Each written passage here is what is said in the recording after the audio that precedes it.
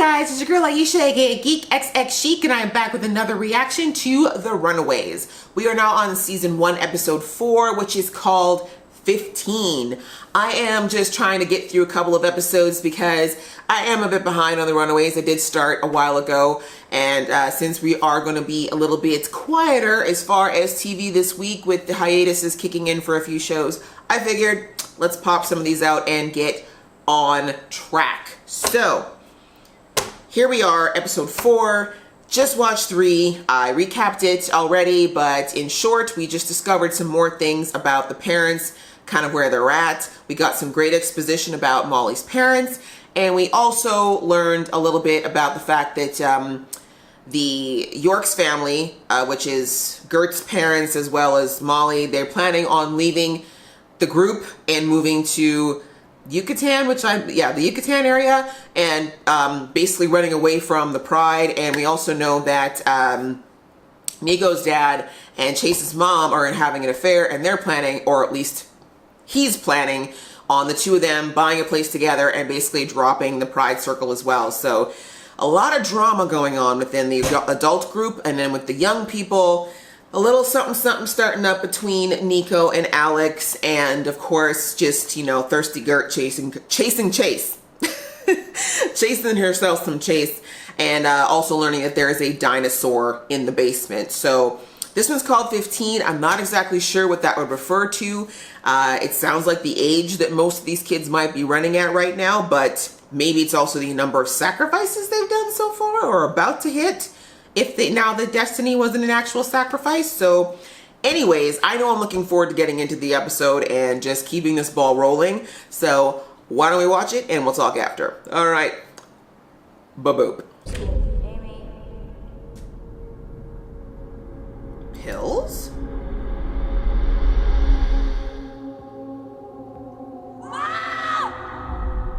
She killed herself? No way. I'm still thinking maybe Amy was a sacrifice and they just put the pills out there maybe as a cover? It's one thing, but Destiny wasn't a stranger to Carolina's mom. Which is why I don't believe that she would hurt her. and my parents wouldn't hurt Amy. Like your Really? better than ours. Your father was actually in prison. Oh, doing this one. They changed the lever. Uh-oh. That still got his Glock. Like I said, you can take the man out of the hood, but... Are you sober, sir?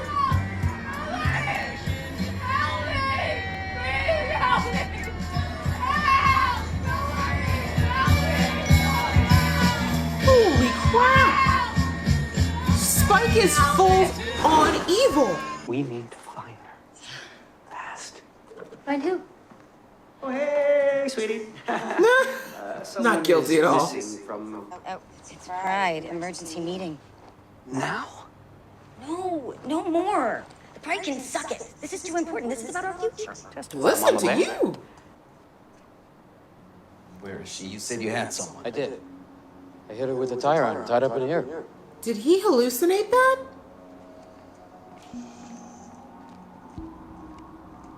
I think he hallucinated her. It was my screw up. You were right about that. But you're not going alone. Robert? I played to the She just commands him like he's a dog. Robert, sit, stay, I see go. Dale is saying it might be a good idea for us all to take some time to consider the promise we made all those years ago. I'll make sure they do just that. I have to get back to him. He can't be long. Damn, y'all, this is worse than the mob. Once in, never out. Look, man, state is almost here. Just say you're sorry and we all move on. Ew. You gonna say sorry to her? No. I got a broken rib because of that bitch. You're getting another Got hit. 23 more! I mean, he deserves it. Should have went for the balls, though, Chase. I'm just saying. That's the root of the problem. The warmth of the sun. There's nothing warm about that hand. That looks like a corpse hand, girl. Let it go. Let it go. Let it go. What's that, Vader? What is happening? Oh, hell no. I mean, I was joking about the milk, girl. I was joking.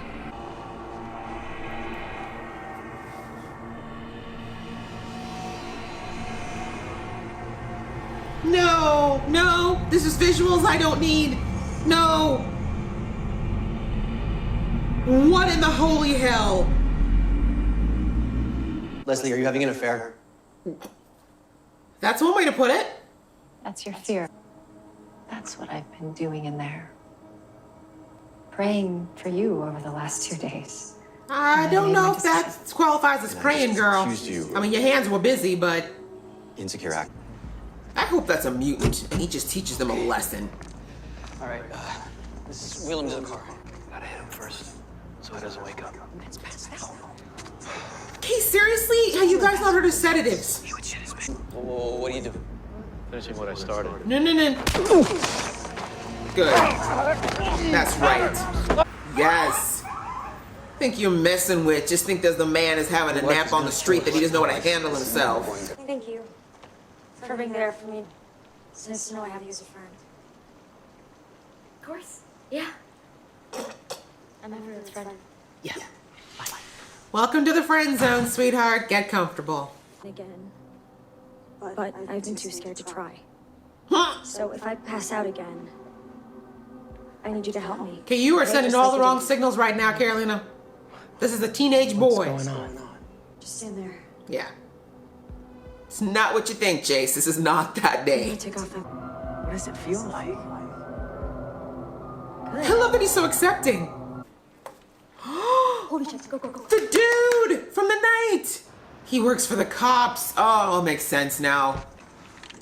Jesus, Alex. Right?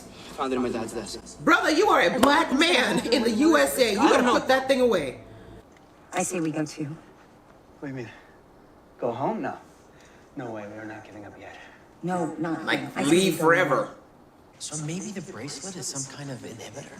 Which would That's what I explain why my said. mom never wanted me to take it off. I mean, with all the weirdness going on. It's not weird. It's weird. You are Sappy line? the most beautiful thing I've ever seen. I see you, Chase.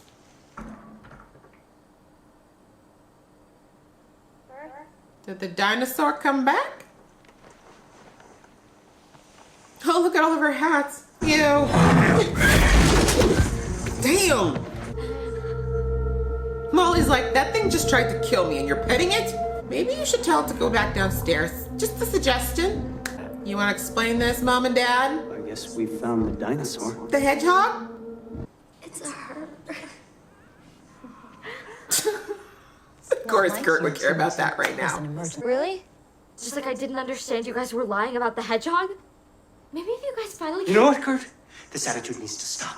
The sarcasm, the snide remarks, so admittedly you got that from me. I have had enough. I didn't know her dad could even get mad. Encryption on this is a lot more complicated than you'd expect for a church group. Not someone hiding a Nothing is too encrypted for God, son. Yeah, get out of that lab. Your dad's a little psycho right now. Sorry, I'll get out of Like here. super psycho. You needed something? Nope. Running away. Right now it is perfect in your mind, and that is where you need to live while we build this thing. Take me there. What is this thing called? Fistigon. I like it, but I'm terrified. So our parents are serial killers and Carolina's mother handpicks the victims. Did we tell her? Good job, Alex. Playframe says my other ride is a TARDIS. Yeah. Alarm's going off, bro. Wait, car is a TARDIS. I love it. Carolina, are you there? Don't believe the picture, believe the truth. Carolina, are you there? Can you hear me? Come on, has she hid what you are your whole life? Where's Alex? Get off me! Stop! Wait!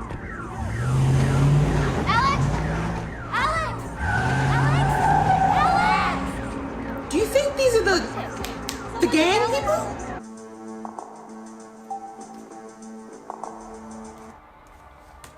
Damn it. I knew it. I knew they'd end it there. Here we are. We are at the end of episode 4, which was called 15. And now we know that refers to the amount of years that this ritual has been going on at a minimum. And it looks like it is definitely more than just 15 victims. This episode was super interesting. It definitely had some more really cool exposition. I like it. It's building so nicely. And again, it's keeping in the theme of just kind of keeping a lot of things up here and just kind of keeping the action here and there where we need it. Really love that. Very vital in a show like this where they probably did not have the kind of budget that they would have liked for special effects. But, you know, if you don't have the ability to show everything that you want, you got to make sure that the storyline is tight and interesting. And this show is definitely delivering on both of those points. Holy crap, how Amy died. Finally getting some details about that. I am stoked. I'm stoked. Well, we asked for details on Amy's death and man, did we ever get them. So it looks like Amy's death was touted as a suicide. That is what was broadcasted to the wide world. But thanks to her diary still being around and also some memories that are coming back to Nico, turns out that wasn't the case. Clearly it had something to do with the whole pride thing.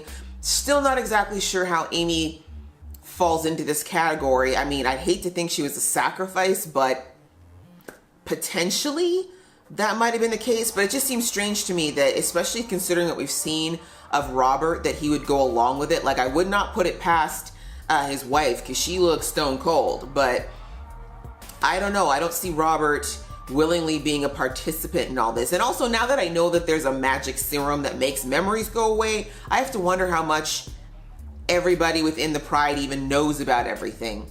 Do you know what I mean? I wonder if they've ever used it on each other unknowingly or unwittingly in a way to try to keep things under control. Because as I said before, it definitely feels like the ladies of this group are running things, particularly Mama Wilder and Leslie and Tina. They really seem like they're the ringleaders and everybody else is kind of like just who they keep in control. So yeah, it's kind of, the show, it's very interesting because I mentioned, you know, they have to get cerebral with the show, but they're getting really dark. Like the idea that these guys might have potentially either sacrificed Amy, or what I'm thinking is the more feasible option is that Amy discovered something either about that staff, or she just figured out exactly what the Pride was doing in general and she maybe threatened to expose them. But it just seems like killing her is a very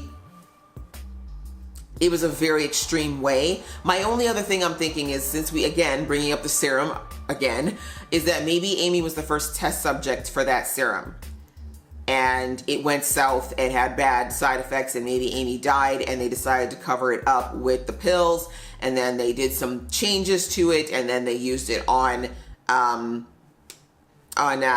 Carolina's father, and now they've kind of got it right to a degree, at least maybe it's not lethal. But somehow I feel like Amy was either a test subject or that she found out too much and that this is just kind of the extreme way they dealt with it. Since the first episode, they did not explain how Amy died, and now we know why it's such a touchy subject and why it really just broke the kids apart, because suicide is deep, you know, and on any level, but particularly, you know, during those young formative years of teenage, you know, it's heavy. So totally understandable now why the group kind of fell apart after that happened, particularly if it seemed like Amy was perfectly fine and then suddenly she wasn't, which it looks like clearly she was not suicidal. So it's going to be very interesting to see how Nico plays this going forward now that she's getting more of this information and knows now that they've got the police firmly in their pocket when it comes to certain things. So it's sad, but I feel like we're going to see Nico go on a journey. I don't know how much is going to get done this season, but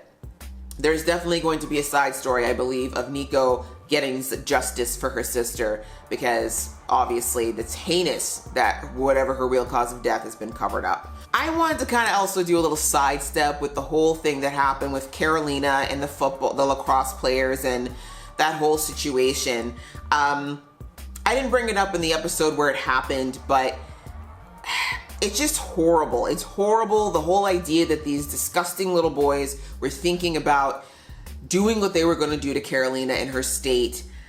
You know, first of all, you know, I'm just going to get on my soapbox for 2 minutes, I promise, and then I'm going to get off.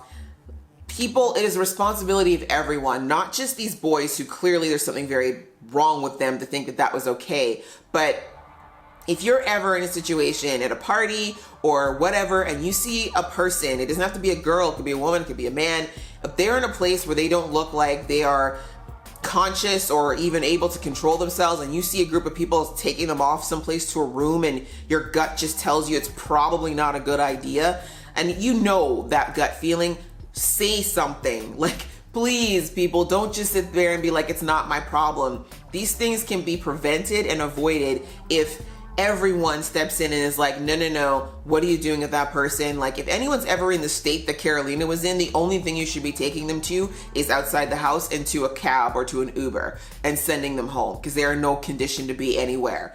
But that's it for my soapbox about that. But digressing back to the whole situation, we see the lacrosse team coming back, trying to basically tell Chase to apologize for assaulting that little jerk. But all that aside, which I'm glad Chase, I mean, I don't endorse violence, but in this particular case, since that little jerk wasn't even sorry or even seeing what he did wrong there, I'm perfectly fine with Chase breaking a few more ribs, and maybe now he'll think a little bit more about it. But beyond that, the moment that came after is huge. Another big thing, because, you know, we've got Gert in this, and she's always missed, I'm a feminist, girl power, you know, let's take down the man, like both literally and proverbially.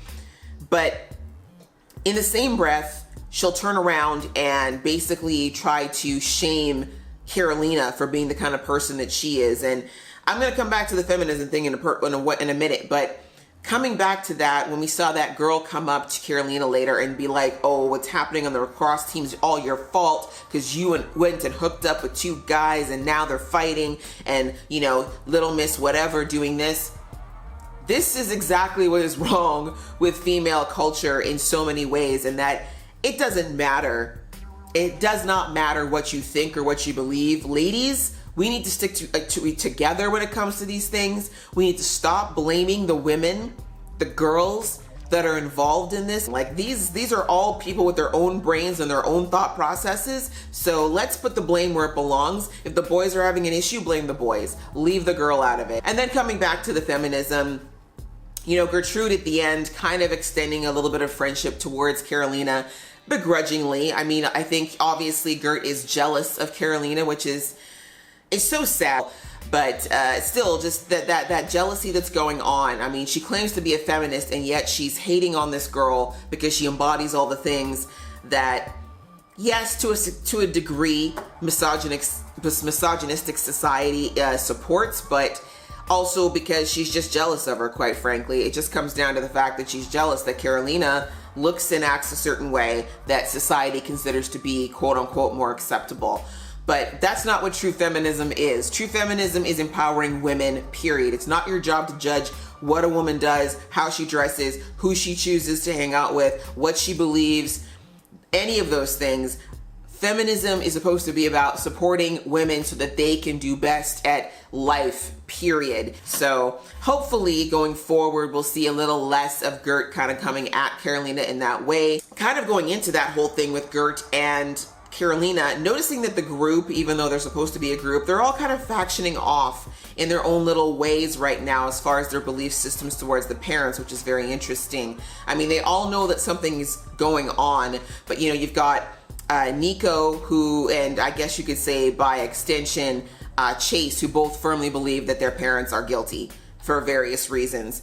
And then you've got Alex and Gert, and to a degree Molly, who don't believe that their parents are evil, that there's got to be something else going on there, or at least that maybe there's someone else ringleading this whole thing. And then you've kind of got poor Carolina, who's also in the camp of not believing, at least that her mother is capable of doing anything like this, because they've got this great relationship. So I think it's interesting that within the group, they're all kind of forming their own little cliques or micro cliques. I do think they're all going to end up on the same page to some degree, but these underlying beliefs is definitely going to be something I think that will splinter them at some point. Whether or not that'll be this season is the question. I think the other cool thing that the show is kind of bringing out is just how challenging and difficult this whole thing is for the kids, not just because they're having this issue of believing what their parents are capable of, but that as any kid out there, they're still struggling with wanting to be loved and accepted by their families. And the only exception to this is probably the Yorkses and with Carolina, because they both have really good relationships with their parents. But we know with Molly, obviously Molly has some major questions because her parents apparently are never spoken of, which is rough, right? Your parents die when you're a kid, you're adopted, you know for a fact that your parents knew them very well and other people knew, but it's just like this thing no one talks about, much like Amy. So,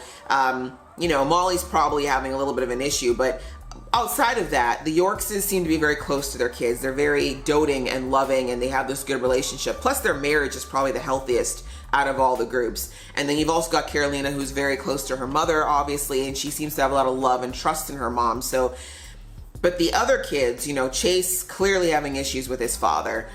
Nico clearly having issues with both of her parents. And to a degree, Alex feeling some sort of distance between him and his parents.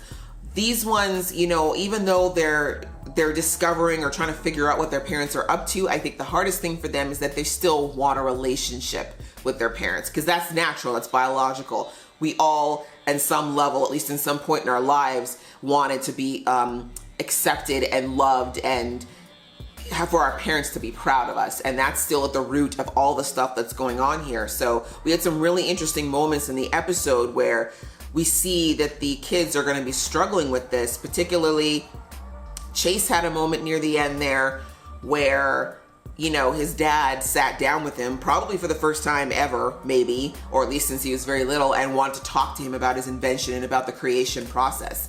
Clearly, Chase and his father are both like-minded in their love for science and their scientific way of going about things, but I don't think that Victor has sat down with him in God knows how long to actually encourage that creativity and recognize that his son is even alive, really, outside of chastising him for poor grades, right? So, you know, this is one of those moments where while Chase probably has a lot of negative and angry feelings towards his dad, it's still his dad. And here's his dad taking this moment to actually geek out with him, right? So I'm interested to see if in the next episode this affects the way Chase is willing to look at his parents, because, you know, that's how we are as kids, right? We're going to be kind of looking for those ways to maybe give our parents some leeway, even if we, you know, up here, we know that may not be a good idea. So it's going to be interesting to see how these kids deal with the fact that they still love these people, even though they might be doing some horrible things. It doesn't change the fact that, for all intents and purposes, from what we've seen, the parents have not been terrible parents.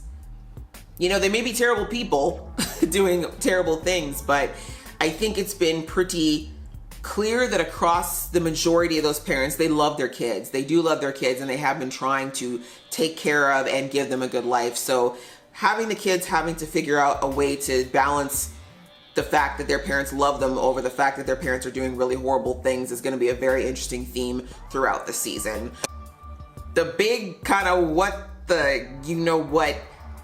Mr. Crispy up in the room there, Grandpa, at least we thought he was Grandpa, but it looks like Leslie and him have a relationship that is a little Game of Thronesy. You know what I mean? There might be a little something, some type of sexting going on, assuming. But again, maybe that was never her father. That might have been the cover, because maybe if these guys are indeed, and spoiler alert, if you were like me, I did some research, so I found out about Carolina being an alien. If the daddy's an alien as well, or the grandfather was an alien, maybe he didn't age the way other people do. I don't know. There's a lot about the alien stuff that I have questions about. I was right there with Chase. I have questions. But the big one, I guess, is that man laying in his little milquetoast bed there, is he actually Carolina's grandfather, or was it her father? Like, was there some weird cover-up going on there? And if so, why? Why lie? You know, old dudes hook up with young ladies all the time. So why bring in Carolina's father, if that is her father, at all? And why wipe his memory? So, like, there's just a lot going on there, but that's a big question mark for me now. And for those of you out there who might know or have theories, I'd be very interested. Please do leave them in the comments below. You know I love reading them, and you guys have been so awesome with your conversations about this. You make this show so much fun to react to. Outside of that, it was a really good episode, as they have all been. I am very interested in getting more answers because every episode ends with me having more questions, and that is awesome. That shows that this show knows what it's doing and that the writing is on point. So really great suggestion to those who suggested it to me. I am loving every minute of it. If you like this video, guys, please go ahead and click like. And if you want to see more from this geeky face, please click subscribe. Until next time, see ya.